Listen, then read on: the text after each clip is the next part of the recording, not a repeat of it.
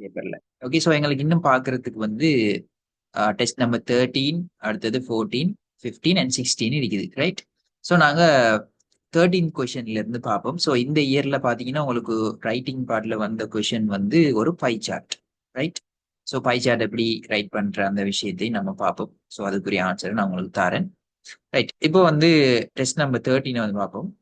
So instructions read பண்ணி பார்ப்போம். ஒரு சிம்பிளான கொஷின் தான். என்னமோ ஒரு டிஸ்கிரிப்ஷனை வந்து மெச் பண்ண சொல்லியிருக்காங்க. So that's a simple question. So let's see.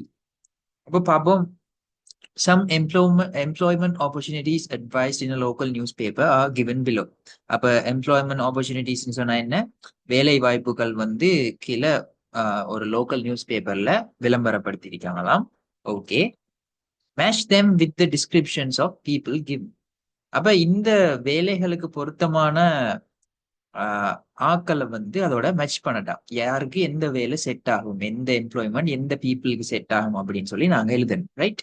So write the correct letter of the advertisement in the box. அப்ப எங்களுக்கு ABCDE அப்படின்னு சொல்லி இந்த அட்வர்டைஸ்மெண்ட் பாக்ஸ்ல ஒவ்வொரு லெட்டர் தந்திருக்காங்க. அதை நாங்க அந்த பீப்புளோட டிஸ்கிரிப்ஷனோட மேட்ச் பண்ணணும், ரைட்? இப்ப முதலாவது அட்வர்டைஸ்மெண்ட்ஸை பார்ப்போம், என்ன மாதிரியான எம்ப்ளாய்மெண்ட் ஆப்பர்ச்சுனிட்டிஸ் இருக்கு அப்படின்னு சொல்லி. முதலாவது பாருங்க, ஹெல்ப் ஸ்நாக் பார் சர்விங் பர்சன். ஸ்நாக் பார்ன்னு சொன்னா என்ன? சர்விங் பர்சன் சொன்னா அந்த சாப்பாடெல்லாம் கொண்டு போய் ஹோட்டலுக்கு வாரவங்களுக்கு, சாப்பிட வாரவங்களுக்கு சர்வ் பண்றாங்க சர்விங் பர்சன் சொல்ற. Friendly and energetic, experience not essential. அப்ப எக்ஸ்பீரியன்ஸ் வந்து இந்த வேலைக்கு தேவையில்ல, அவசியம் இல்லை அப்படின்னு சொல்லியிருக்காங்க, நாட் எசென்ஷியல். அடுத்தது சாட்டர்டே அண்ட் சண்டே ஆன்லியாம். அண்ட் தென் அதுல கான்டாக்ட் நம்பர்ஸ் தந்திருக்காங்க. ரெண்டாவது பாருங்க, பில கெஸ் ஃபேவரட் ஹோட்டல் அப்படின்னு சொல்லி ஒரு ஹோட்டல். அதுக்கு யாரை ஹையர் பண்றாங்க? Requires part time waiter or waitress. அப்ப பார்ட் டைமா வேலை செய்யக்கூடிய ஒரு வெயிட்டர் இல்லைன்னு வெயிட்ரஸ் ஒன்று தேவையாம். Only applicants with experience and good references need apply. அப்ப எக்ஸ்பீரியன்ஸ் இருக்கிறார்கள் மட்டும்தான் இந்த வேலைக்கு அப்ளை பண்ணுங்கன்னு சொல்லிக்காங்க. அப்ப பாருங்க, இதுக்கு எக்ஸ்பீரியன்ஸ் தேவையில்ல, இதுக்கு தேவை. அப்ப இதை வச்சுதான் நாங்க மேட்ச் பண்ண போறோம். மூணாவது சி கொஸ்டினை பாருங்க, வாண்டட் அ பேபி சிட்டர். பேபி சிட்டர்ன்னு சொன்னா வீட்டுல குழந்தை பிள்ளைகள், சின்ன பிள்ளைகளை பாத்துக்கிறார்கள் தான் பேபி சிட்டர்னு சொல்றேன். ஸோ ஜனவரி டு ஜூலை, அப்போ ஒரு ஒரு குறிப்பிட்ட ஒரு டைம் பீரியட் ஒன்றுக்குள்ள, ஒரு பர்டிகுலர் டைம் பீரியட் ஒன்றுக்குள்ள ஒர்க் பண்றதுக்கு ஒரு ஆள் தேவை. வோமன் கைண்ட் ஹார்ட்டட், ஒரு இரக்கமான அன்பான ஒருத்தர். அடுத்தது அவர்ஸ் வந்து மண்டே டு ஃப்ரைடே, வீக்ல எல்லா நாளும் ஒர்க் பண்ணணும், 8:30 to evening 5, ரைட்? அடுத்தது D, cleaner required for 12 floor modern office block in the station road, ஜாயலர். அப்ப இது வந்து எப்படியான ஒர்க்? ஒரு கிளீனர் ஒர்க் உண்டு. அது 2 hours per day, ஒரு நாளைக்கு 2 மணி நேரம் வேலை செய்யணும். மண்டே டு ஃப்ரைடே ஒர்க் பண்ணணும். 8 AM முதல், காலையில 8 AM முதல் இந்த கிளீன் பண்ணி முடிச்சிடணும். நம்ம ஒரு ஆஃபீஸ் வந்துச்சுன்னா மார்னிங்லேயே கிளீன் பண்ணணும் தானே. ஸோ அந்த விஷயம். ஸோ அடுத்தது அதோட சேலரி போட்டிருக்காங்க, வேஜஸ் அப்படின்னு சொல்லி. Finally E, full time cook for a new and exciting cafe venture. So ஒரு ஃபுல் டைமான ஒரு குக் கொண்டு வேணுமா? அப்ப இது வந்து ப்ரொஃபஷனலான ஒரு குக்னு சொல்றது. அடுத்தது good conditions, pay and working hours can be நெகோசியேட்டட். அப்ப இங்க தர சேலரி எல்லாம் வந்து பேசி தீர்மானிக்கலாம் அப்படின்னு சொல்லி போட்டிக்கான். ஸோ அட்வர்டைஸ்மெண்ட்ஸ் எல்லாத்தையும் ரீட் பண்ணிட்டோம். இப்ப முதலாவது கொஸ்டினை பாருங்க, a person with 2 small children who wants a few hours of work, unskilled labor in the early mornings. அப்ப 2 சின்ன பிள்ளைகளை வச்சிருக்கிற ஒரு ஒரு பர்சனா, 2 small children, அவங்களுக்கு 2 பிள்ளைகள் இருக்கான். ஒரு நாள்ல ஒரு சில மணித்தியாலங்கள் மட்டும் வேலை செய்யற மாதிரி விரும்புறாங்களாம். who wants a few hours of work. அதே போல unskilled labor in the early mornings. Early மார்னிங்ஸ்ல, அதிகாலையில இவங்களுக்கு ஒர்க் பண்ணக்கூடிய மாதிரி இருந்தா நல்ல லேபர் ஒர்க்ஸ். அப்ப இதுக்கு நாங்க பொருத்தமான அட்வர்டைஸ்மெண்ட் என்னன்னு சொன்னா, ஒரு கம்பெனில வந்து கிளீனர் ஒரு ஆள் கேட்டிருந்தாங்க. அவங்க வந்து 8 AM முன்னால, காலையில 8 AM முன்னால இந்த வேலையை பினிஷ் பண்ணணும்னு சொன்னேன். அப்ப இவங்களும் ஏர்லி மார்னிங்ல தான் ஒர்க் பண்ண விரும்புறாங்க. அப்ப இது ரெண்டும் பெர்ஃபெக்டா மேட்ச் ஆகுது. ஸோ இதுக்கு நாங்க டிஏ போடுவோம். அடுத்தது, a lady with no experience or qualifications is looking for a short-term full-time job. அப்ப என்னையா, எக்ஸ்பீரியன்ஸ் குவாலிஃபிகேஷன்ஸ் எதுவுமே இல்லாத ஒரு லேடியாம், ஷார்ட் டேர்ம்ல ஒரு குறுகிய காலத்துல ஒரு ஃபுல் டைமான ஜாப், மண்டே டு ஃப்ரைடே செய்யக்கூடிய மாதிரியான ஒரு ஜாப், ஆனா ஒரு ஷார்ட் டேர்ம், லைக் ஒரு 2-3 months உள்ள மாதிரி ஒரு ஷார்ட் டேர்ம் ஒர்க் பார்க்காங்க. ஆனா ஹோல் டே வீக்லி ஹோல் டேஸும் ஒர்க் பண்ணணும். அப்ப இதுக்கு எது மெச்சான்னு பாத்தீங்கன்னு சொன்னா, ஆஹ் மேல பாருங்க. ரைட், எங்களுக்கு ஒரு லேடின்னு செல்ல போகல, ஒரு பேபி சிட்டரா வந்து அநேகமா யாரு போவாங்க? லேடிஸ் தான் போவாங்க. அதோட இந்த டிஸ்கிரிப்ஷன்ல பாருங்க, மண்டே டு ஃப்ரைடே இதுலயும் கேட்டீங்க, எங்களுக்கு மண்டே டு ஃப்ரைடே ஒர்க் பண்ணணும் அப்படின்னு சொல்லி. ரைட். அப்ப அதோட ஒரு ஷார்ட் பீரியட், ஜனவரி மந்த்ல இருந்து ஜூலை வரைக்கும் ஒர்க் பண்ணணும் அப்படின்னு சொல்லி இந்த அட்வர்டைஸ்மெண்ட்ல கேட்காங்க. அப்ப இது வந்து யாருக்கு செட் ஆகும்? சிக்கு செட் ஆகும். ரைட். ஓகே. அப்ப டியும் சியும் எங்களுக்கு போயிட்டு. அடுத்தது பார்ப்போம். A student with no experience who cannot work on weekdays. அப்ப எக்ஸ்பீரியன்ஸ் இல்லாத ஒரு ஸ்டூடெண்ட் ஆனா வீக் டேஸ்ல இவர் ஒர்க் பண்ண மாட்டாரு. அப்ப எக்ஸ்பீரியன்ஸ் இல்லாத ஒர்க் வீக்கெண்ட்ல ஒர்க் பண்ற மாதிரியான ஒரு ஒர்க் எங்க இருக்குன்னு பார்ப்போம். அப்ப முதலாவது இருக்கிற இந்த ஏய பாருங்க, எக்ஸ்பீரியன்ஸ் நாட் எசென்ஷியல். எக்ஸ்பீரியன்ஸ் வந்து அவசியம் இல்லை. அப்ப இவருக்கும் இவருக்கும் மெச் ஆகுது. அதோட சாட்டர்டே சண்டே only, இவரும் வீக் டேஸ்ல ஒர்க் பண்ண இயலான்னு சொல்றாரு, வீக்கெண்ட்ல மட்டும்தான் ஒர்க் பண்ணலாம்னு சொல்லி. இங்கேயும் வீக்கெண்ட்ல தான் ஒர்க் பண்ணுங்கன்னு சொல்றாங்க. அப்ப எங்களுக்கு இதுக்கு பெர்ஃபெக்டா மேட்ச் ஆகிற ஆள் யாரு? ஏ. ரைட். அடுத்தது, a student who has followed a course in a hotel school is now looking for his full time job. அப்ப ஒரு ஹோட்டல் ஸ்கூல், அப்ப ஒரு ப்ரொஃபஷனலான ஒரு இடத்துல வந்து ஒரு கோர்ஸை ஃபாலோ பண்ணின ஒரு ஸ்டூடெண்ட் வந்து ஃபுல் டைம் ஜாப் வந்து பாக்காரு. அப்ப இவருக்கு எது பொருத்தமா இருக்கும்னு சொன்னா, பிஏ பாருங்க. எக்ஸ்பீரியன்ஸ் இருக்கிற ஆள் ஒரு ஆள், சரிதானே? ஒரு எக்ஸ்பீரியன்ஸான ஒரு ஆளை தான் நீங்க அப்ளிகண்டா கேட்டிருக்காங்க. அடுத்தது ஒரு ஃபுல் டைம் ஜாபாவும் இது இருக்கணும், சரிதானே? அப்ப எது இவருக்கு சரியா இருக்கும்? இந்த கெஸ்ட் ஃபேவரட் ஹோட்டல் அப்படின்னு சொல்றது, சரிதானே? பட் இங்க ஃபுல் டைம் ஜாப் கேட்டிருக்காங்க தானே. ஸோ எங்களுக்கு இது வந்து set Aagathey. now looking for his job. கொஞ்சம் வெயிட் பண்ணுங்க. weekdays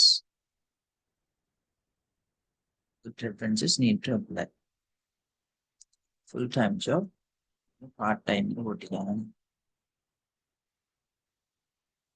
ஸோ இதுல வந்து நாங்க ஏ ஆன்சரை வந்து இதுக்கு கொடுப்போம், சரியா? அதாவது இதுக்கு போடுவோம். ஸோ ஏல மெச்சாதான்னு பார்ப்போம். எக்ஸ்பீரியன்ஸ் வந்து தேவையில்ல இவங்க சொல்றாங்க, பட் ஃபுல் டைம் ஜாப்னு சொல்லி சொல்றாங்க, சரியானே? ஸோ அப்போ அதுக்கு மெச் ஆகலையே.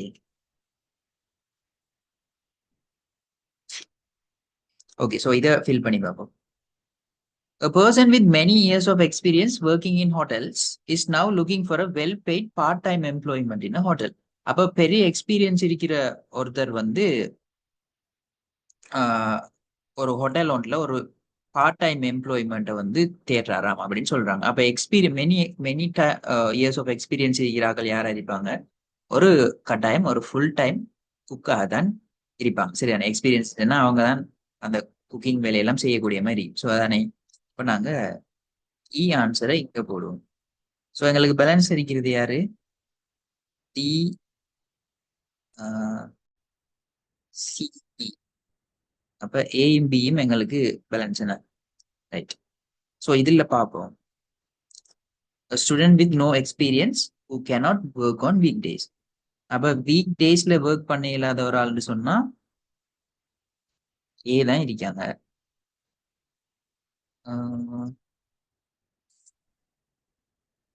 A student who has looking for his first full time job. Good references. It's a part time, இங்க ஃபுல் டைம் இருக்குது. ஸ்டூடெண்ட்ஸ் இந்த பேப்பர் யாராச்சும் ஆல்ரெடி செஞ்சீங்களா? ஏ வரும். எந்த கொஸ்டினுக்கு ஏ வரும்னு சொல்றீங்க?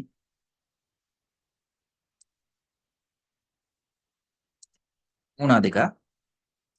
ஓகே, மூணாவதுக்கு ஏ போட்டோம்னு சொன்னா எங்களுக்கு அந்த ரிக்யர்மெண்ட் வந்து மிஸ் ஆகுது.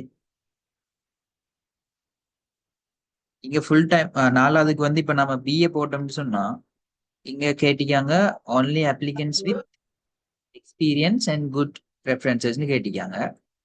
அதோட பார்ட் டைம் வெயிட்டர் அப்படின்னு சொல்லி பட் இங்க ஃபுல் டைம் ஜாப் அப்படின்னு சொல்லி கேக்குது. ஸோ கொஷின்ஸ்ல நேம் அப்செட்டா?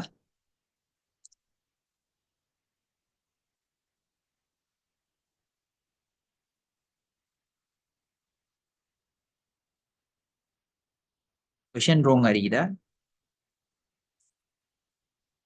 வெயிட் பண்ணுங்க.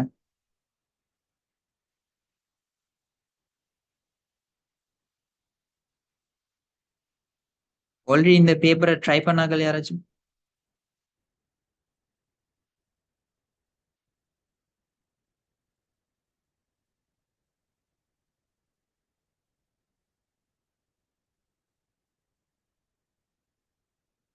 மற்ற ஆன்சர்ஸ் எல்லாம் மேட்ச் ஆகுது.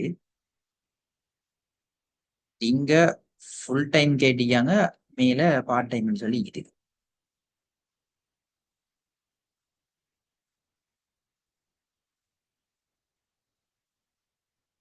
Okay, TCA right. இதுக்கு இ காட்டிக்கிறாங்க ஆன்சர்ஸ்ல, திரும்பி பார்ப்போம். ஓகே, இதுக்கு இ போட்டிக்காங்க. அப்ப student who has followed a course in hotel school is now looking for is full time job. Right. அப்ப இங்க குக்க வந்து இதுக்கு போட்டியாங்க, ஃபுல் டைம் குக் அப்படின்னு சொல்லி போட்டிட்டு ஹோட்டல் ஸ்கூல்ல இவர் கோர்ஸ் ஃபாலோ பண்ணிக்கிறாரு தானே. ஸோ அவருக்கு இது வந்து மேட்ச் ஆகும் அப்படின்னு சொல்லி. ஓகே, ஸோ அடுத்தது person with many years of experience working in hotels is now looking for a well paid part time employment. Okay, அப்ப எக்ஸ்பீரியன்ஸ் இருக்கிற ஒருத்தர் வந்து அப்ப ரைட் அப்படி பார்க்காங்க. ஓகே, ஸோ ஹோட்டல்ல இந்த கோர்ஸ் ஃபாலோ பண்ண இவர் வந்து குக்காகவும், அடுத்தது இந்த எக்ஸ்பீரியன்ஸ் இருக்கிறவர் வந்து ஒரு பார்ட் டைம் வெயிட்டரோ வெயிட்ரஸ் ஆகும் வரலாம் அப்படின்னு சொல்லி போட்டியாங்க. ஸோ இதுக்கு ஆன்சர்ஸ் வரணும் டிசிஏஇபி அப்படின்னு சொல்லி வரும். சரியா? ஓகே, இப்போ கரெக்ட். ரைட். ஸோ அந்த part time full time week days weekends அதை மட்டும் சரியா பார்த்தோம்னு சொன்னா இந்த கொஸ்டின் ஈஸியா செய்யலாம். சரியா? ஓகே, தேர்ட் ஒன்னுக்கு நோ எக்ஸ்பீரியன்ஸ் வந்து ஸோ ஏ தான். Yes yes correct, no experience. அப்போ இங்கேயும் experience not essential. Right. So A வந்து தேர்டுக்கு வரும். Okay, correct. ஸோ இந்த கொஷின் இப்படி செஞ்சிருப்போம். ரைட். அடுத்தது பார்ப்போம் டெஸ்ட் நம்பர் 14. சரியா? ஸோ டெஸ்ட் நம்பர் 14 நம்ம ப்ரீவியஸ் கிளாஸ்ல பார் சார்ட் எழுதி பார்த்தோம். இதுல வந்து ஒரு பை சார்ட் தந்திருக்கான். சரிதானே? அப்ப ஆல்மோஸ்ட் ஸ்ட்ரக்சர் வந்து சேமா தான் இருக்கும், பட் ஒரு சின்ன சேஞ்சஸ் இருக்கு. சரிதானே? ஸோ இதுல ஆன்சர் வந்து உங்களோட மாடல் ஸ்கீம்ல தந்திருந்த ஆன்சரையும் நான் உங்களுக்கு எக்ஸ்பிளைன் பண்றேன் எப்படி அது எழுதுறாங்க அப்படின்னு சொல்லி. அதோட வேற பை சார்ட்டுக்கு வேற ஆன்சர்ஸ் நான் காட்டுறேன். Okay, right. ஸோ இதுல ஆன்சர் வந்து தெரியும். Okay, so first of all இப்படித்தான் நாங்க இது வந்து உங்களுக்கு 100 வேர்ட்ஸ் தான். ரைட்.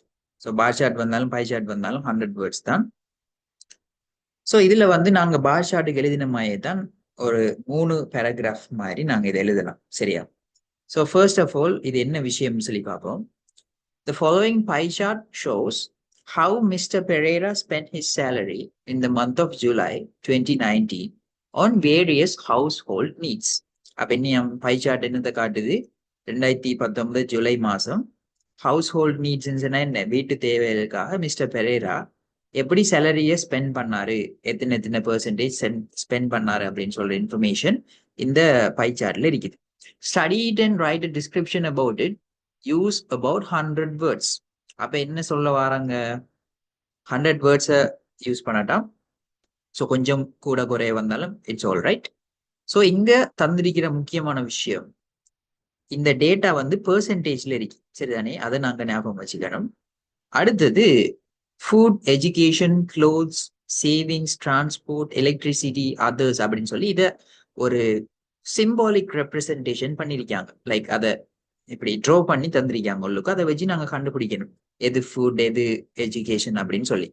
அப்ப ஃபர்ஸ்ட் பாருங்க, இந்த 25% இருக்கிற இந்த இது வந்து ஃபுட், ரைட்? அடுத்தது எஜுகேஷன் வந்து இந்த பபிள்ஸ் மாதிரி இருக்கிறது 22%. அடுத்தது டொட் டாட் அடிக்கிறது வந்து க்ளோத்ஸ் 15%. அதே சேம் லெவல்ல சேவிங்ஸுக்கும் 15% இருக்குது. அடுத்தது டிரான்ஸ்போர்ட் வந்து இந்த டாட் டாட் அடிக்கிறது அது 12%. அடுத்தது எலக்ட்ரிசிட்டி 8%. அடுத்தது அதர்ஸ்னா வேற தேவைகள் அது வந்து 3%. ஸோ இப்படித்தான் பெரேரா வந்து இத்தனை பெர்சென்ட் தான் அவர் செலவு பண்ணிக்கிறார் ஒவ்வொரு தேவைக்கும். இப்ப எவ்வளவுக்கு அவர் ஸ்பெண்ட் பண்ணிருக்காருன்னு சொல்லி கம்பேர் பண்ணி நாங்க எழுதுவோம். அப்ப இந்த வேர்ட்ஸ் நீங்க யூஸ் பண்ணலாம். ஹையஸ்ட் பெர்சன்டேஜ், லோவஸ்ட் பெர்சன்டேஜ், மோர் தேன், லெஸ் தேன் அப்படின்னு சொல்லி நீங்க எழுதலாம், ரைட்? ஸோ முதலாவது இந்த பை சார்ட்னு வந்தா இதை எப்படி ஸ்டார்ட் பண்றேன்னு சொன்னா, as யூஸ்வல் நாங்க பார் சார்ட் ஸ்டார்ட் பண்ற மாதிரியே this pie chart shows, right? இந்த பை சார்ட் காட்டுகிறது அப்படின்னு சொல்லி போடலாம். அந்த ஷோஸுக்கு பதிலாக நீங்க இன்னொரு வேர்ட் யூஸ் பண்ணலாம். ஒன்று இல்லஸ்ட்ரேட்ஸ் அப்படின்னு சொல்லி ஒரு வேர்ட் யூஸ் பண்ணலாம். அப்படி இல்லை நாங்க நார்மலா ஷோஸ்லேயே போட போறோம் அப்படின்னு சொன்னாலும் no problem, right? This pie chart shows போட்டுட்டு அடுத்தது நாங்க என்ன செய்யற, இந்த அவங்க தந்திருக்கிற அந்த இன்ஸ்ட்ரக்ஷன்ல ஹெட்டிங்ல இருக்கிற அந்த விஷயத்தையே நாம என்ன செய்வோம், ஃபுல்லா அதுல எழுதுவோம். ஸோ அதாவது இந்த பை சார்ட்ல என்ன விஷயம் ரெப்ரசென்ட் ஆகுது அப்படிங்கிறது அது, சரிதானே? ஸோ அப்ப ஷோஸ் அப்படின்னு சொல்லி போட்டுட்டு நீங்க என்ன செய்யுங்க, மேல தந்திருக்கிற அந்த விஷயத்த அப்படியே கீழே அப்படியே காப்பி பண்ணுங்க, ரைட்? Very simple. ஸோ என்ன எழுதிருக்கும், this pie chart shows how Mr. Pereira spent his salary in the month of July 2019 on various household needs. அப்ப மேல இருக்கிற இதை அப்படியே காப்பி பண்ணி எழுதிருக்கோம், ரைட்?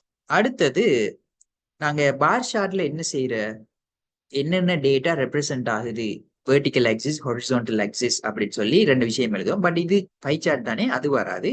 அப்ப நாம நார்மலா என்ன செய்யலாம், என்னென்ன நீட்ஸுக்காக அவரு சேலரிய வந்து ஸ்பெண்ட் பண்ணிருக்காரு அப்படின்னு சொல்லி நம்ம எழுதுவோம். அப்ப இது ஆல்ரெடி எங்களுக்கு என்ன நடந்து முடிஞ்ச விஷயம் தானே, இது வந்து இவர் ஸ்பெண்ட் பண்ணிட்டாரு, செலவழிச்சிட்டாரு. அப்ப இதை என்ன டென்ஸ்ல நாங்க எழுதலாம், சிம்பிள் பாஸ்ட் டென்ஸ்ல இந்த சார்ட் எழுதினோம்னு சொன்னா எங்களுக்கு சரியா இருக்கு, ரைட்? அப்ப ஏன் நாங்க எப்படி கண்டுபிடிச்சு மிஸ்டர் பெரேரா ஸ்பெண்ட் அப்படின்னு சொல்லியிருக்கு, மிஸ்டர் பெரேரா செலவழித்தார் அப்படின்னு சொல்லி. ஸோ இதை சிம்பிள் பாஸ்ட் டென்ஸ்லயே நாங்க கண்டினியூஸா எழுதிட்டு போனோம்னு சொன்னா இட்ஸ் வெரி சிம்பிள், ரைட்? அப்ப முதலாவது என்ன சொல்லியிருக்கோம் இந்த சென்டென்ஸுக்கு பிறகு, he spent his salary, அவர் அவரோட சேலரிய ஸ்பெண்ட் பண்ணிருக்காரு. ஆன் அப்படின்னு போட்டா எந்தெந்த விஷயங்களுக்காக அப்படின்னு சொல்லி வரும். he spent his salary on. அப்போ இனி லிஸ்ட் அவுட் பண்ணுவோம் என்னென்ன நீட்ஸ் இங்க இருக்குன்னு சொல்லி. he spent his salary on food, education, clothes, savings, transport, electricity and other minor needs. அப்ப இந்த அதர்ஸ் சொல்லி போட்டிருக்காங்க, அதை தான் நாங்க அதர் மைனர் நீட்ஸ் சொல்லி எழுதிருக்கோம். அதாவது வேறு சிறிய தேவைகள் அப்படின்னு சொல்லி போட்டிருக்கோம், ரைட்? அப்ப இவ்வளவு நீட்ஸுக்காக அவரோட சேலரிய அவர் ஸ்பெண்ட் பண்ணிக்காரு அப்படின்னு சொல்லி நாங்க அந்த நீட்ஸ் எல்லாத்தையும் காட்டிருக்கோம். ஸோ இந்த பை சார்ட்ல என்ன விஷயம் ரெப்ரசென்ட் ஆகுது, அதோட அவர் சேலரியை ஸ்பெண்ட் பண்ணேன்னு சொன்னா என்னென்னத்துல அவர் ஸ்பெண்ட் பண்ணின அப்படிங்கிற இவ்வளவும் எங்களுக்கு ஒரு ஃபர்ஸ்ட் பேராகிராஃப் மாதிரி வருது, சரிதானே? ஓகே, அப்ப சார்ட் பை சார்ட்டை வந்து இன்ட்ரடியூஸ் பண்ணிட்டோம், இவ்வளவுதான் வந்திருக்கி அப்படின்னு சொல்லி. அடுத்தது இனி என்ன செய்யற, நாங்க பார் சார்ட்டையோ பை சார்ட்டையோ இன்ட்ரடியூஸ் பண்ணிட்டு என்ன செய்யணும், டேட்டாவை கம்பேர் பண்ணணும். அப்ப இங்க தந்திருக்கிற டேட்டால பாருங்க, ஹையஸ்ட் பெர்சன்டேஜ் யாருக்கு இருக்கி, ஆகையும் கூடின பெர்சன்டேஜ் வந்து ஃபுட்ல இருக்கி. அடுத்தது 22% எஜுகேஷன்ல அப்படின்னு சொல்லி ஒரு டேட்டா இருக்கு. அப்ப நாங்க இங்க நார்மலா எழுதிருக்கோம் என்னன்னு சொல்லி பாருங்க, he spent 25% of his salary on food and 22% on education அப்படின்னு சொல்லி போட்டீங்க. அப்ப ஹையஸ்ட் லோவஸ்ட் எல்லாம் நாங்க கட்டாயம் இங்க செல்லத்தான் வேணும் அப்படியெல்லாம் இல்லை, சரிதானே? எங்களுக்கு விரும்பினா நாங்க அப்படி எழுதலாம், அப்படி இல்லைன்னா ஜஸ்ட் இந்த நீடுக்கு இவ்வளவு பெர்சென்ட் வந்து செலவழிச்சிருக்காரு அப்படின்னு மட்டும் சொன்னாலும் போதும், ரைட்? ஸோ நாங்க சிம்பிளா என்ன செஞ்சிருக்கோம், he spent 25%. அப்ப இந்த பெர்சன்டேஜ் வந்தா இந்த பெர்சன்டேஜ் மார்க்கே போடுங்க, சரியா?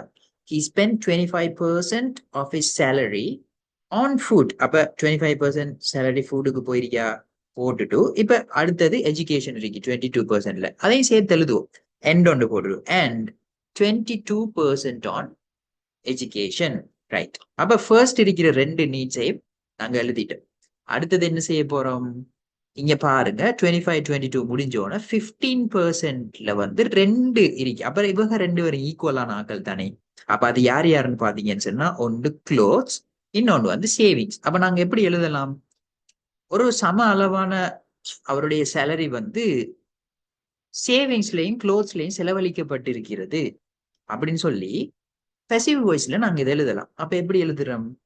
an equal amount of his salary, அவரோட சேலரியில ஒரு சம அளவான தொகை was spent, செலவழிக்கப்பட்டிருக்கிறது. passive voice simple past tense. என்னதுல? on savings and clothes, சேவிங்ஸ்லயும் க்ளோத்ஸ்லயும் செலவழிக்கப்பட்டிருக்கிறது அப்படின்னு சொல்லி இந்த சென்டென்ஸ் நாங்க எழுதிருக்கோம். ரைட். ஓகே. சோ அடுத்த ரெண்டு இதுவும் எங்களுக்கு கிளியர். இந்த ஈக்குவல் அமௌண்ட் வந்து பெய்து. அப்ப அந்த சென்டென்சஸ் வந்து எப்படி கிராமட்டிக்கல் மிஸ்டேக்ஸ் இல்லாம எழுதப்பட்டிருக்கு அப்படின்னு சொல்லி பாருங்க. ரைட். அடுத்த விஷயம் பாருங்க, 12%ல டிரான்ஸ்போர்ட்டும் எலக்ட்ரிசிட்டி 8%ம் இருக்கு. Right.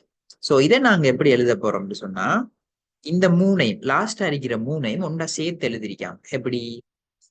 Transport, electricity, other minor needs மூணையும் எப்படி சேர்த்து எழுதலாம் அப்படின்னு சொல்லி பார்ப்போம். while he spent 12% of his salary on transport, அவர் 12% அவருடைய சேலரியை டிரான்ஸ்போர்ட்டில் செலவழித்திருக்கின்ற வேலை, அதாவது அதே வேலைன்னு சொல்லுவோம். கமா ஒன்று போட்டுட்டு அப்ப இவ்வளவுத்துக்கும் மீனிங் என்ன? சாரி, வெயிட் ஸ்கிரீன் ஷேர் ஆகலையா?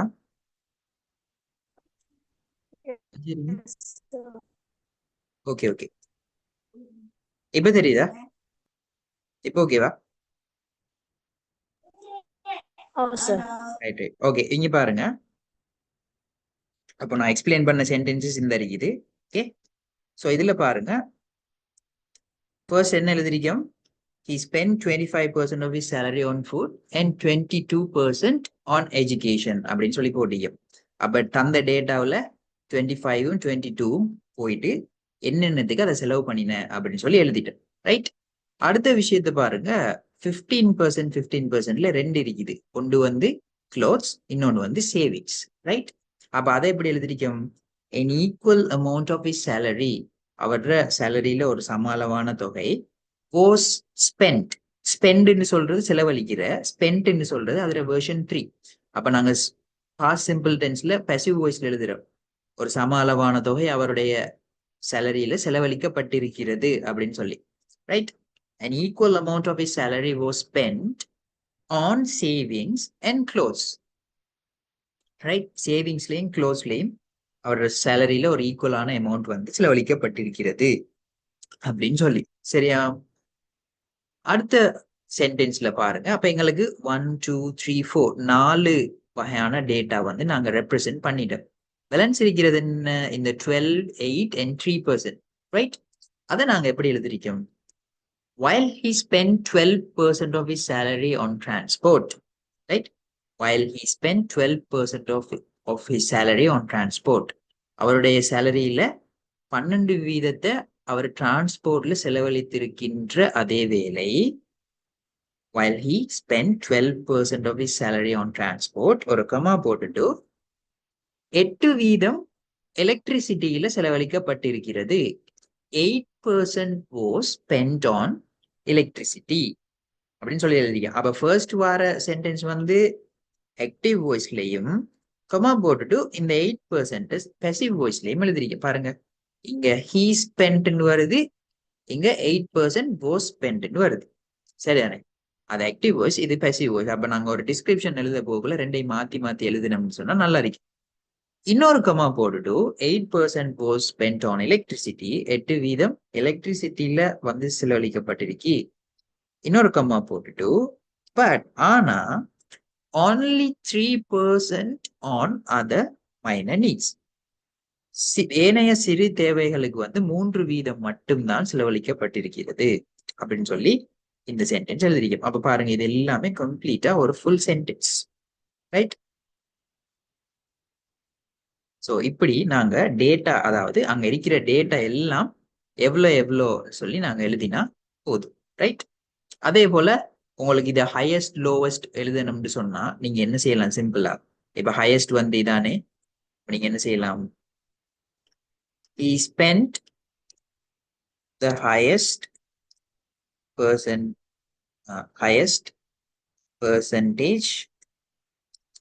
of his salary on food அப்படின்னு எழுதிட்டு, சரிதானே, he spent the highest percentage of his salary on food போட்டுட்டு ஒரு ஃபுல் ஸ்டாப் வைங்க. வச்சுட்டு it is 25% இப்படின்னு சொல்லிட்டு இன்னொரு ஃபுல் ஸ்டாப் வைங்க. அப்ப இப்படி நீங்க எழுதணுமா இருந்தா, he spent the highest percentage of his salary on food full stop வச்சுட்டு it is 25% அப்படின்னு சொல்லி நீங்க எழுதுனீங்கன்னு சொன்னா இதுவும் கரெக்ட். அடுத்தது இப்ப எஜுகேஷன் இருக்குது, அதுக்கு நீங்க என்ன எழுதலாம்? இன்னொரு சென்டென்ஸ் எழுதும்.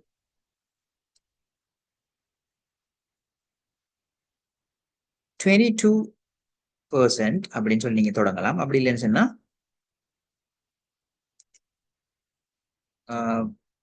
he spent 22% on education அப்படின்னு சொல்லி இதை நீங்க ரெண்டா உடைச்சும் எழுதலாம். சரியா? Right? he spent the highest percentage of his salary on food, it is 25%. he spent 22% on education அப்படின்னு சொல்லி இன்னொரு சென்டென்ஸ். அடுத்தது அந்த ஈக்குவல் அமௌண்ட்னு சொல்லி இருக்கிறது அதே மாதிரி எழுதிருக்கோம். அண்ட் தென் ஃபைனலி இந்த சென்டென்ஸை நாம சேஞ்ச் பண்ணிட்டு, இப்ப இந்த மூணையும் நாங்க மொத்தமா தானே எழுதின, அப்ப இதோட இதை நிப்பாட்டிட்டு while he spent 12% of his salary on transport, 8% was spent on electricity அப்படின்னு சொல்லி எழுதிட்டு, அப்ப இவ்வளவுத்துக்கு மீனிங் என்ன வரும்? 12% அவரோட சேலரி வந்து டிரான்ஸ்போர்ட்ல அவர் செலவழிச்சிருக்காரு, அதே வேளை 8% எலக்ட்ரிசிட்டியில செலவழிக்கப்பட்டிருக்கிறது அப்படின்னு சொல்லிட்டு, இப்ப 3% இருக்கிறது லோவஸ்ட் பெர்சன்டேஜ் தானே, அதுக்கு என்ன சொல்லுவோம்?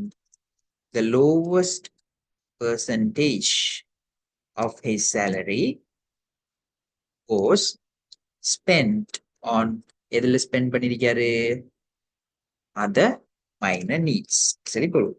on other need போட்டாலும் சரி, on other minor needs போட்டாலும் it's all right. on other needs. Right? அடுத்தது அப்படி இல்லைன்னு சொன்னா on other small needs அப்படின்னு சொல்லி போட்டா சரி. அதாவது இந்த இருக்கிற 3% தான் அது. சரியா? ஸ்மால் போர்ஷன் ஒன்று இருக்கு இந்த பை சார்ட்ல. ஸோ இப்படி நாங்க டேட்டாவை வந்து என்ன இன்க்ளூட் பண்ணினோம்னு சொன்னா, கம்பேர் பண்ணி காட்டினோம்னு சொன்னா சரி. ரைட்? அடுத்தது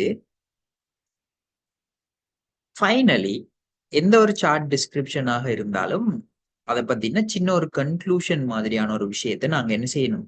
அந்த சார்ட்ல இன்க்ளூட் பண்ணணும். அப்ப ஃபர்ஸ்ட் பேராகிராஃப்ல சார்ட்டை பத்தி இன்ட்ரடியூஸ் பண்ணுங்க, என்னென்ன டேட்டா அதுல ரெப்ரசென்ட் ஆகுதுன்னு சொல்லி எழுதுங்க. அப்ப இங்க சேலரி வந்து என்ன நீட்ஸ்ல நாங்க செலவழிச்சிருக்கோம் அப்படின்னு சொல்லி இந்த இதுல எழுதிட்டு அந்த ஃபர்ஸ்ட் பேராவை நாங்க ஃபினிஷ் பண்ணிக்கிறோம். ரெண்டாவது எழுதுற இந்த ஃபுல் பேராகிராஃபும் வந்து எப்படி இருக்குன்னு சொன்னா கம்பேரிசன், எது கூட எது குறைய எது ஈக்குவல் அப்படிங்கிற கம்பேரிசன் இந்த பேராகிராஃப்ல இருக்கணும். ஃபைனலி பார் சார்ட்டோ பை சார்ட்டோ எதுவாக இருந்தாலும் நாங்க காமனா எடுக்கக்கூடிய ஒரு கன்க்ளூஷன், அதுல இருந்து என்ன முடிவு எடுக்கலாம் அப்படிங்கிற மாதிரியான ஒரு விஷயம் தான் இந்த லாஸ்ட் பேராகிராஃப்ல வரும்.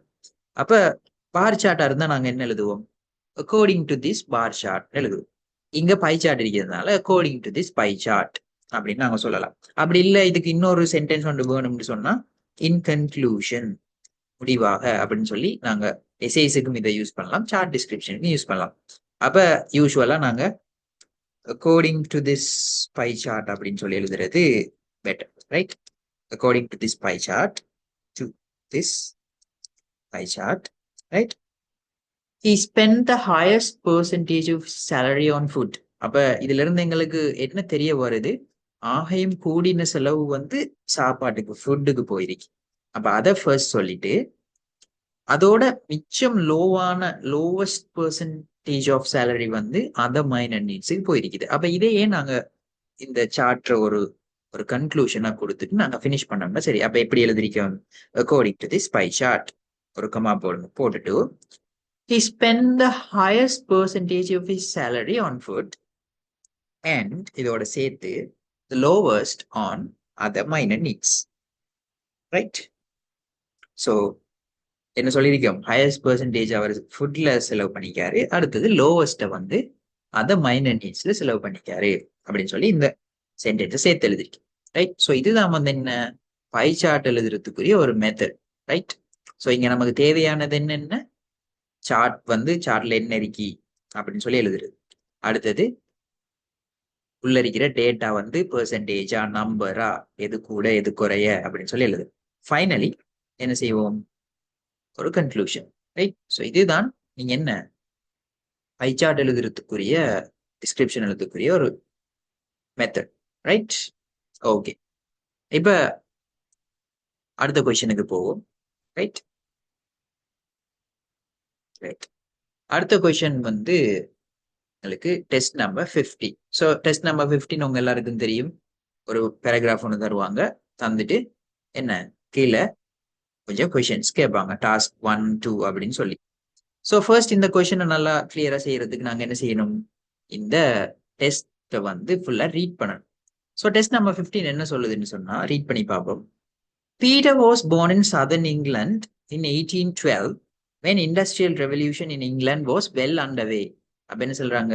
சதர்ன் இங்கிலாந்துல 1812ல இங்கிலாந்து நாட்டுல கைத்தொழில் புரட்சி வந்து நல்லா ஒரு பீக் ஆகிட்டு இருந்த வேலை பீட்டர் வந்து பிறந்திருக்காரு. எங்க? சதர்ன் இங்கிலாந்துல, தெற்கு இங்கிலாந்துல. ரைட்? அடுத்தது அதைத்தான் இண்டஸ்ட்ரியல் ரெவல்யூஷன் சொல்றது. அந்த நாங்க ஹிஸ்டரியில எல்லாம் கைத்தொழில் புரட்சின்னு சொல்லி அதைத்தான் சொல்றாங்க. அப்ப as thousands of factories were open for business, people left their farms for the cities. அப்ப இந்த டைம்ல என்ன நடக்குது? ஆயிரக்கணக்கான தொழிற்சாலைகள் வந்து பிசினஸுக்காக ஓபன் பண்ணப்பட்டதுனால பீப்புள் என்ன செஞ்சாங்க? Left their farms for the cities. அப்ப சின்ன பண்ணைகள்லாம் வச்சு தானே அகல் வந்து இருந்திருப்பாங்க அந்த டைம்ல. அவங்க என்ன செய்யறாங்க? அதை விட்டுட்டு சிட்டியை நோக்கி, நகரங்களை, தொழிற்சாலைகளை நோக்கி போறாங்க. But their dreams of making more money and improving their lifes always did not come true. அப்ப இவங்களுக்கு நிறைய காசு உழைக்கணும், ஒரு அவங்களோட லைஃப் ஸ்டைலை இம்ப்ரூவ் பண்ணணும் அப்படின்னு இருந்த கனவுகள் எப்போதுமே வந்து உண்மையாகல. அதாவது நாங்க சிட்டிக்கு போனா நாங்க நிறைய பணம் ஏர்ன் பண்ணலாம் அப்படிங்கிற அந்த விஷயம் வந்து எப்பவுமே டிட் நாட் கம் ட்ரூ அப்படின்னு சொல்றாங்க. அது உண்மையாகல.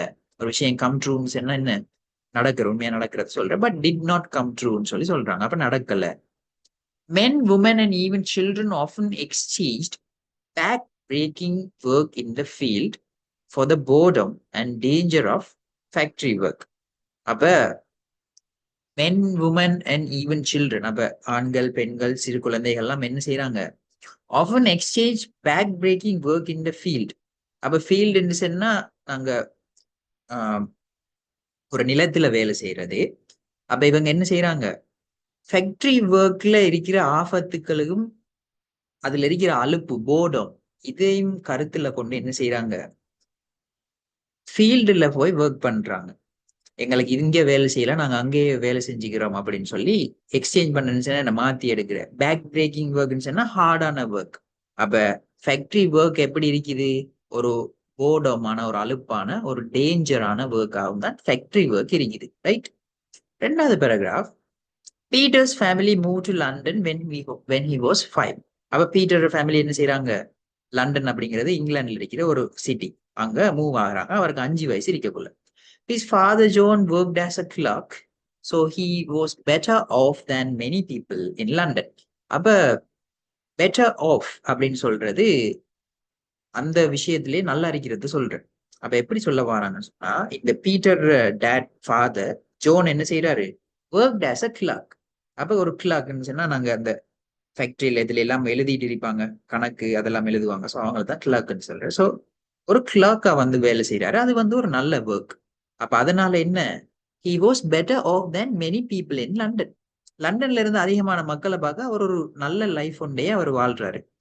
But with his large family and love of entertaining, he and his wife constantly live beyond their means. அப்ப என்னையாம்,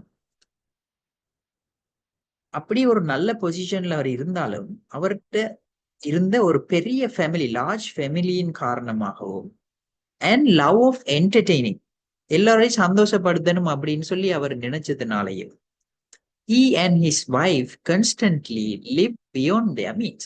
அவ இப்படி ஒரு பெரிய ஃபேமிலியை பார்க்கிற இருந்ததுனாலையும், எல்லாரையும் சந்தோஷப்படுத்தணும், என்டர்டெயின் பண்ண இவங்க நினைச்சதுனாலையும், அவரும் அவரோட வைஃபும் என்ன செய்யறாங்க, constantly lived beyond their means அப்படின்னு சொன்னா, live beyond their means சொன்னா, தங்களால ஏழுமான செலவுகளுக்கு மேல் மிச்சமா நாங்க செஞ்சு ஒரு லைஃப் ஸ்டைல வாழ்றது, எங்களால மேனேஜ் பண்ணிக்கொள்ள இயலாத அளவுக்கு நாங்க வாழ்றதுதான் என்ன லிவ் பியாண்ட் மீன்ஸ் அப்படின்னு சொல்றது.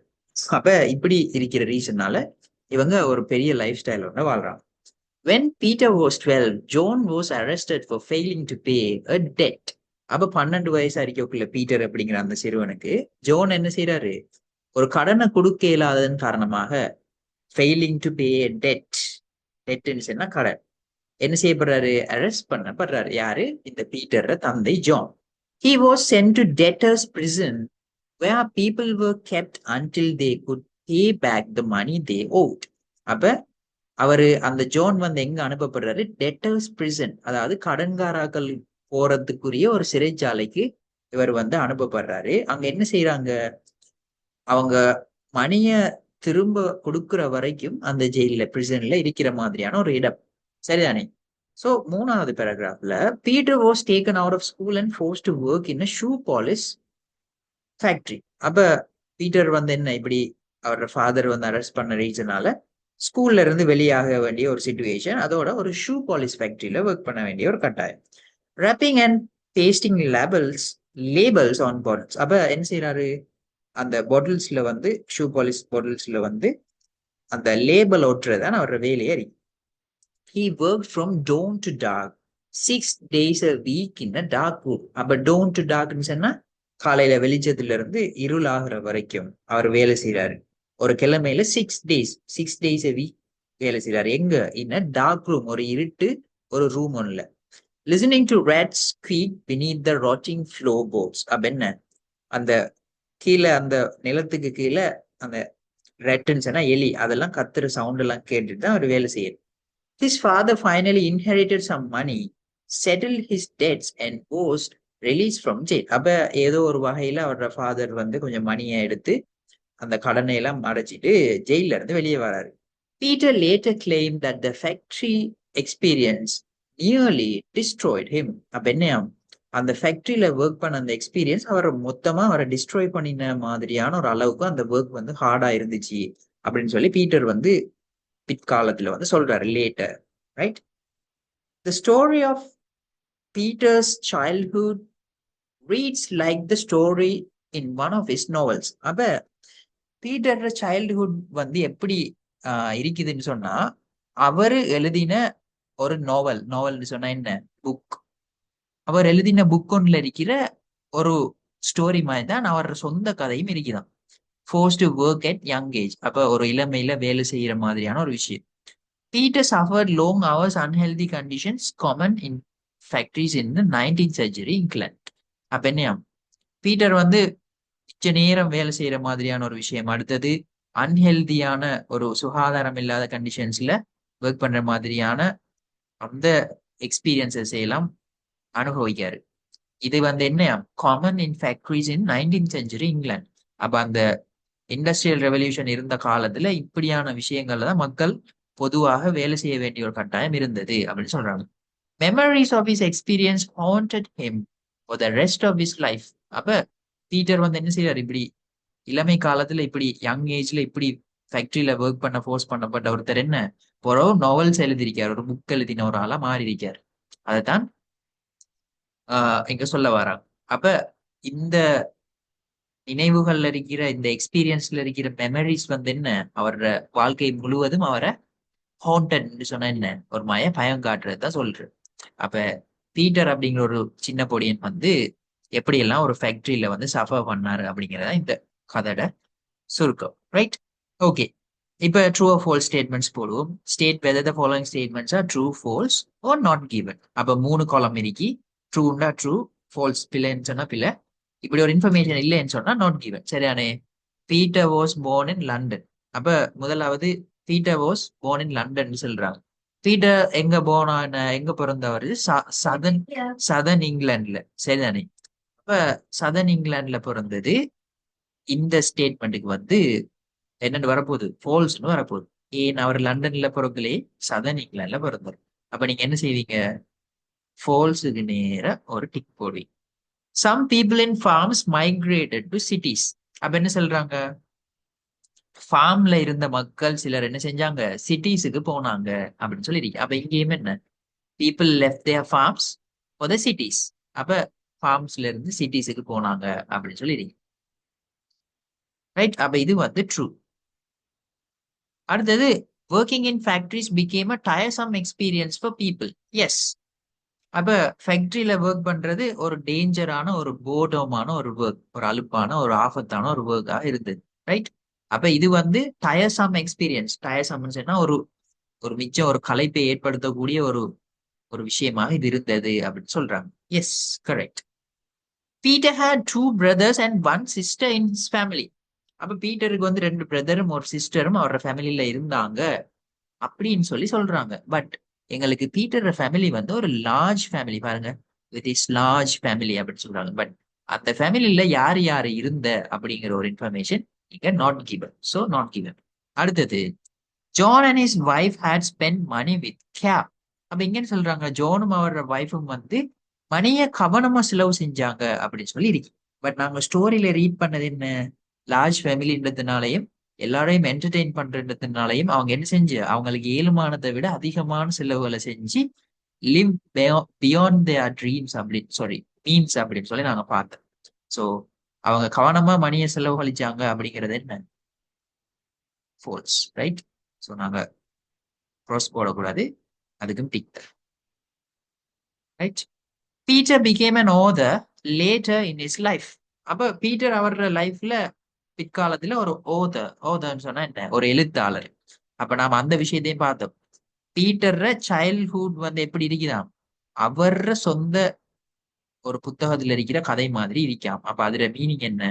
அவரு பிற்காலத்துல ஒரு எழுத்தாளராக வந்திருக்காரு அப்படிங்கிறது. So true or falls question இதுதான். ரைட்? அடுத்தது task number 2. Write a word from the first paragraph closest in meaning to each phrase given below. அப்ப ஃபர்ஸ்ட் பேராகிராஃப்ல இருந்து நாங்க கீழே அடிக்கிற ஃப்ரேஸுக்கு பொருத்தமான வேர்டை நாங்க என்ன செய்யணும்? தெரிஞ்சு எடுத்து எழுதணும். அப்ப இங்க முதலாவது ஃப்ரேஸை பாருங்க, very hard and tiering. Very hard and tiering என்ன? மிச்சம் கஷ்டமான ஒரு ஒரு டயரிங் என்ன? ஒரு களைப்பை ஏற்படுத்தக்கூடிய ஒரு ஒர்க். அப்ப இதுக்கு நாங்க போடக்கூடிய வேர்டு என்ன? ஃபர்ஸ்ட் பேராகிராஃப்ல இருந்து இங்க பாருங்க, இங்க ஒரு வேர்டு ஒன்றைக்கு பேக் பிரேக்கிங். பேக் பிரேக்கிங் அப்படின்னு சொல்றேன். என்னதுன்னா ஒரு ஹார்டான விஷயத்தை தான் பேக் பிரேக்கிங் அப்படின்னு சொல்றேன். ஸோ அதை எடுத்து நாங்க என்ன செய்வோம்? ரைட்?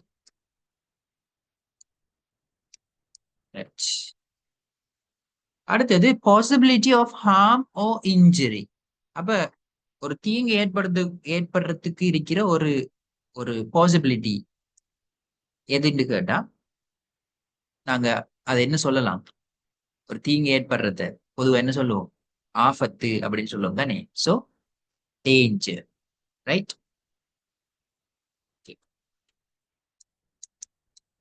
ஸோ அதுக்கு கிட்ட போகாதீங்க. இட் இஸ் வெரி டேஞ்சரஸ் அப்படின்னு சொன்ன என்ன அர்த்தம்? அதனால உங்களுக்கு ஏதாச்சும் ஒரு இன்ஜுரி, ஒரு காயம் அப்படி இல்லைன்னு சொன்னா ஏதாச்சும் ஒரு தீங்கு ஏற்படும் அப்படின்னு சொல்றது அது. அப்ப அதுக்கு மீனிங் என்ன? டேஞ்சர், ஆபத்து. ரைட்? அடுத்தது, write the sentence in paragraph 2 which says that Peter's father had a fairly good life. அப்ப paragraph 2ல பீட்டர் ஃபாதர் வந்து ஒரு ஃபேர்லி குட் லைஃப், ஒரு நல்ல லைஃப் ஒன்றை தான் வாழ்ந்துட்டு இருந்தாரு அப்படின்னு சொல்ற மாதிரியான சென்டென்ஸை காப்பி பண்ணி எழுதுங்க அப்படின்னு சொல்லியிருக்காங்க. அப்ப நம்ம பார்த்தோம், அந்த பெட்டர் ஆஃப் அப்படின்னு சொல்லி ஒரு ஒரு விஷயம் ஒன்று இருந்துச்சு. பெட்டர் ஆஃப்ன்னு சொன்னா அதுல நல்லா இருக்கிறது சொல்றேன். So His father John worked as a clerk, so he was better off than many people in London. அப்ப இந்த சென்டென்ஸ் தான் என்ன, பீட்டர் ஃபாதர் ஜான் ஒரு நல்ல லைஃப் ஒண்ட வாழ்ந்தாரு அப்படிங்கிறத எங்களுக்கு சென்டென்ஸ்ல சொல்லுது.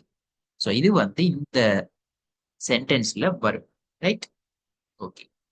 அதாவது செகண்ட் பேராகிராஃப்ல இருக்கிற ஃபர்ஸ்ட் அண்ட் செகண்ட் சென்டென்சஸ்ல இருக்கிற கொஞ்சம் பார்ட்ஸ் தான் இதுல ஆன்சரா வரும். ரைட், அடுத்தது underline the word that best explains the behaviour of Peter's parents. அப்ப பீட்டர் பேரண்ட்ஸ் பிஹேவியர், நடத்தை வந்து எப்படி இருந்தது அப்படின்னு சொன்னா, அவங்க எப்படி இருந்தாங்க, ஒரு பொறுப்பில்லாத ஆக்களா, காசை வந்து மணியை வந்து ஒழுங்கா ஸ்பெண்ட் பண்ணாதாக்களாக இருந்தாங்க. ரைட், சும்மா ஏனோ தானோன்னு இருந்தாங்க. ஸோ அதுக்கு நாங்க கொடுக்கக்கூடிய ஒரு வேர்ட் என்ன, underline the word that best explains the behaviour of Peter's parents. முதலாவது வைஸ், வைஸ்ன்னு சொல்றது நல்ல புத்திசாலித்தனம் இருக்கிறார்கள் தான் வைஸ்ன்னு சொல்றது. ரெண்டாவது irresponsible, ஒரு பொறுப்புணர்ச்சி இல்லாம இருக்கிறாங்களா irresponsible அப்படின்னு சொல்லலாம். இன்டெலிஜென்ஸ்னா அறிவுள்ள ஆக்கள் தெரியும், தாட்ஃபுல்னஸ்னா ஒரு விஷயத்தை பத்தின ஒரு அறிவுடைய ஆக்கள் தான் நாங்க தாட்ஃபுல்லான ஆக்கள்னு சொல்றோம். அப்ப இதுக்கு பீட்டர்ஸ் பேரண்ட்ஸ் பிஹேவியர் எப்படி இருந்துச்சு, பொறுப்பு இல்லாதாக்களா இருந்தாங்க, irresponsible. அடுத்தது underline the most suitable title for the given text. அப்ப கீழே அதாவது மேல நாங்க பார்த்த அந்த டெக்ஸ்ட், அந்த பேராகிராஃப்ல சூட்டபிளான ஒரு டைட்டில் என்னன்னு கேட்டா, முதலாவது பீட்டர்ஸ் சைல்ட்ஹுட், ரெண்டாவது பீட்டர்ஸ் ட்ரீம்ஸ், மூணாவது பீட்டர்ஸ் பிரிசன் லைஃப், நாலாவது பீட்டர்ஸ் ஸ்கூல் லைஃப். அப்ப நாங்க மேல பார்த்த விஷயங்கள் எல்லாமே பீட்டர் அப்படிங்கிறவர ஒரு சின்ன பருவம், சின்ன பிள்ளையில அவரு அனுபவிச்ச விஷயங்களை சொல்றது. அப்ப அதுக்கு நாங்க என்ன சொல்லலாம், பீட்டர்ஸ் சைல்ட்ஹுட் அப்படிங்கிற டைட்டில கொடுக்கலாம். ரைட், ஸோ இந்த பேப்பருக்குரிய எஸ்ஏ சாம்பிள்ஸ் நான் வந்து உங்களுக்கு குரூப்ல போடுறேன். ஸோ என்ன எஸ்ஏ தந்திக்காங்கன்னா,